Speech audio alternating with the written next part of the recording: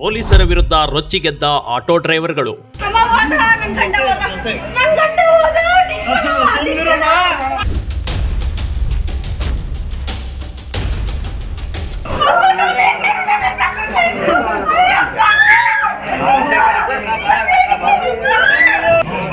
Petrol ಅದೇ ಆಗ್ಲಲ್ಲ ದುಡ್ಡು ನೀವು ಕೇಳ್ತೀರಾ? ಆಟೋ ಬಿಟ್ಟ ಆಟೋಕ್ಕೆ ಕಸ್ಕೊಂಡಿರತ್ತೆ ಕೊಡ್ಲಿಕ್ಕೆ ಬೆಂಕಿ ಹಚ್ಚಿಕೊಂಡು ಆತ್ಮಹತ್ಯೆಗೆ ಯತ್ನಿಸಿದ ಆಟೋ ಡ್ರೈವರ್.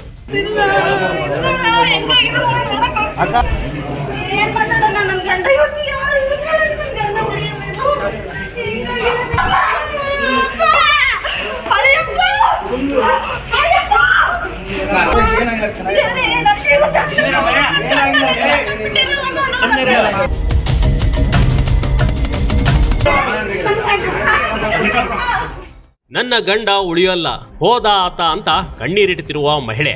ಚಿತ್ರದುರ್ಗದ ಆಸ್ಪತ್ರೆಯ ಮುಂದೆ ಕಣ್ಣೀರಿಟ್ಟು ಮಹಿಳೆ ಗೋಳಾಡುತ್ತಿದ್ದಾಳೆ. ಈಕೆಗೆ ಎಲ್ರು ಎಷ್ಟೇ ಸಮಾಧಾನ ಮಾಡಿದ್ರು ಈಕೆಯ ನೋವು ನಿಲ್ಲುವಂತೆ ಕಾಣ್ತಿಲ್ಲ ಕಣ್ರಿ.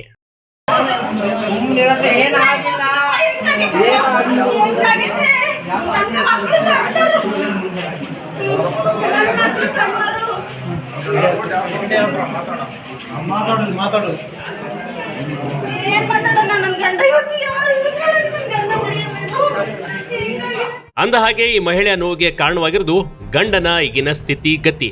ಆಟೋ ಓಡಿಸಕ್ಕೆ ಹೋಗಿದ್ದ ಗಂಡ ಈಗ ಬರ್ತೀನಿ ಊಟಕ್ಕೆ ಅಂತ ಹೇಳಿದ್ದ. ಆದ್ರೆ ಆತ ಬಂದಿರೋದು ಮಾತ್ರ ಹೇಗೆ ಅಂತ ಮಹಿಳೆಯ ಮಾತಲ್ಲೇ ಕೇಳಿ.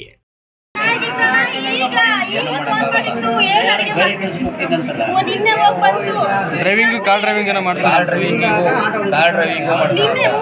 ಬೆಂಗಳೂರಾಗಿತ್ತು ಇವತ್ತು ಬಂದಿರೋದು. ಅವರು ಮಾಕೈ ಸರಿ ಹಿಡಿತಾರೆ ಪೊಲೀಸರು. ಹಿಡಿದಿದ್ರು ನಾವು ಅಲ್ಲಿಗೆ ಅಷ್ಟು ಮೊನ್ನೆ ಕಿಲಕ್ ಬರೀ ಆಟಕ್ಕೆ ಇಡೋದಾಗಿತ್ತು ದುಡ್ಡೆಲ್ಲ ಅಂತ ಅಂತು. ಇವತ್ತು ಸಿಟ್ಟು ಬಂದ ಏನಾರು ಹಿಂಗ್ ಮಾಡ್ಕೊಂಡಿರ್ತೆ. ಹೌದು, ಈಕೆಯ ಗಂಡ ಟ್ರಾಫಿಕ್ ಪೊಲೀಸರ ಕಿರುಕುಳಕ್ಕೆ ಬೆಂಕಿ ಹಚ್ಚಿಕೊಂಡು ಆತ್ಮಹತ್ಯೆಗೆ ಯತ್ನಿಸಿದ್ದಾನೆ. ಪೊಲೀಸರ ನಿತ್ಯದ ಗೋಳು ಕೇಳೋದಕ್ಕಿಂತ ಸಾಯೋದೇ ವಾಸಿ ಅಂತ ಆತನಿಗೆ ಅನಿಸಿತ್ತು. ಹೀಗಾಗಿ ತಡ ಮಾಡದೆ ಪೆಟ್ರೋಲ್ ಸುರಿದುಕೊಂಡು ಸುಸೈಡ್ಗೆ ಪ್ರಯತ್ನ ಮಾಡಿದ್ದ.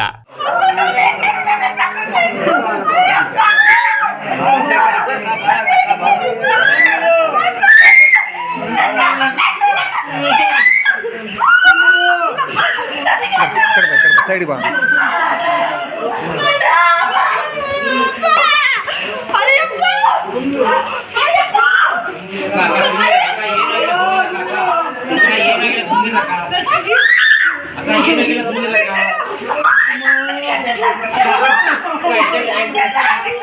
ಸೈಡಿ ಬಾ, ಸೈಡಿ ಬಾ.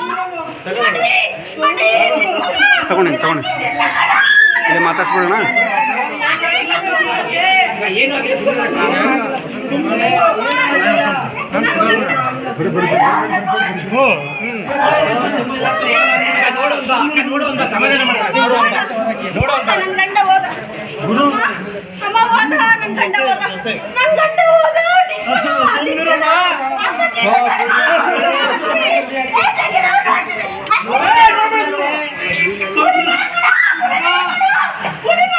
ಟ್ರಾಫಿಕ್ ಪೊಲೀಸರ ಕಿರುಕುಳಕ್ಕೆ ಬೇಸತ್ತ ಆಟೋ ಚಾಲಕ ಹಣ ಇಲ್ಲದಿದ್ರೂ ಫೈನ್ ಕಟ್ಟೋಕೆ ಆಗದೆ ಆತ್ಮಹತ್ಯೆಗೆ ಯತ್ನ. ಬೈದಿಬಾಯ್ ಈ ಘಟನೆ ನಡೆದಿರುವುದು ಚಿತ್ರದುರ್ಗದ ಗಾಂಧಿ ವೃತ್ತದಲ್ಲಿ ಕಣ್ರಿ. ಡ್ರಿಂಕ್ ಅಂಡ್ ಡ್ರೈವ್ ಕೇಸ್ನಲ್ಲಿ ಆಟೋ ಚಾಲಕ ತಿಪ್ಪೇಸ್ವಾಮಿಯನ್ನ ಪೊಲೀಸರು ತಡೆದಿದ್ರು. ಫೈನ್ ಕಟ್ಟುವಂತೆ ಪದೇ ಪದೇ ಕೇಳಿದ್ದಾರೆ. ಆದ್ರೆ ತಿಪ್ಪೇಸ್ವಾಮಿ ಬಳಿ ಹಣ ಇರಲಿಲ್ಲ. ಹೀಗಾಗಿ ಆತನ ಆಟೋ ಕೀ ಕಸಿದುಕೊಂಡು ಪೊಲೀಸರು ಅವಾಚ್ಯ ಶಬ್ದ ಬಳಕೆ ಮಾಡಿದ್ದಾರೆ. ಸಾಲದಕ್ಕೆ ಹಲ್ಲೆ ಮಾಡಿರುವ ಆರೋಪವೂ ಕೇಳಿ ಬಂದಿದೆ.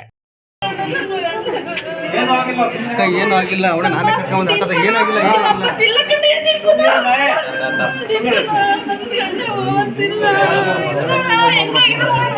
ಅಕ್ಕ ಅದು ಕ್ಲೀನ್ ಮಚ್ಚಿದ್ರು, ಏನಾಗಿಲ್ಲ.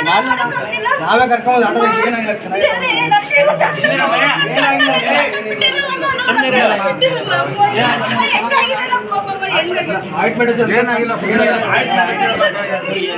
ತಿಪ್ಪೇಸ್ವಾಮಿ ಆಟೋ ಮತ್ತು ಕಾರನ್ನ ಎರಡನ್ನೂ ಓಡಿಸ್ತಿದ್ದ.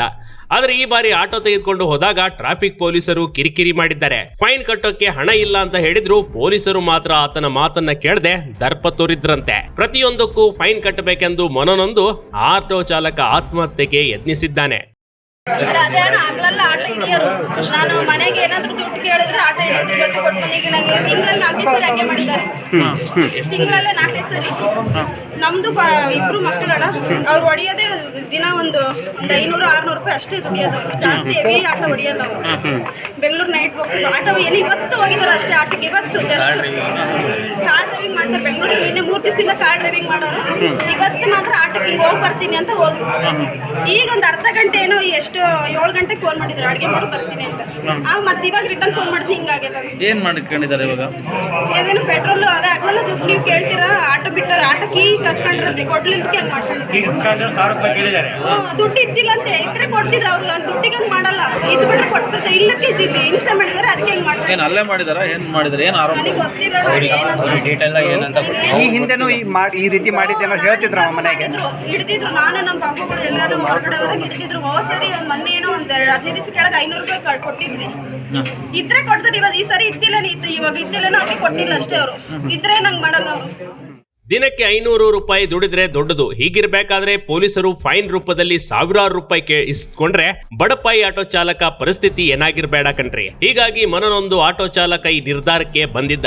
ಸದ್ಯಕ್ಕೆ ಗಾಯಾಳು ಆಟೋ ಚಾಲಕನಿಗೆ ಚಿತ್ರದುರ್ಗದ ಸರ್ಕಾರಿ ಆಸ್ಪತ್ರೆಯಲ್ಲಿ ಹೆಚ್ಚಿನ ಚಿಕಿತ್ಸೆ ನೀಡಲಾಗ್ತಿದೆ. ಮೈಯೆಲ್ಲ ಸುಟ್ಟು ಕರಕಲಾಗಿದೆ. ಮಾತಾಡ್ದ ಹೆಂಗ್ ಮಗ ನೋಡಕ್ಕಾಗ್ತಿಲ್ಲ ನನಗೆ.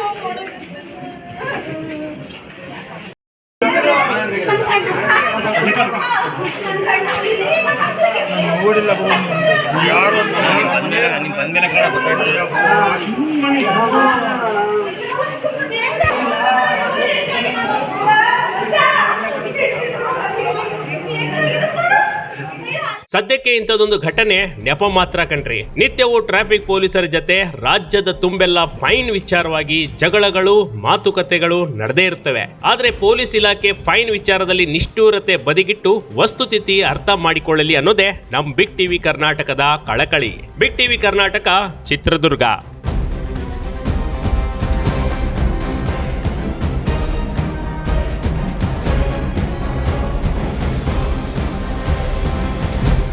ಬಿಗ್ ಟಿವಿ ಕರ್ನಾಟಕ ಯೂಟ್ಯೂಬ್ ಚಾನಲ್ಗೆ ಈಗಲೇ ಸಬ್ಸ್ಕ್ರೈಬ್ ಮಾಡಿ. ಧನ್ಯವಾದಗಳು.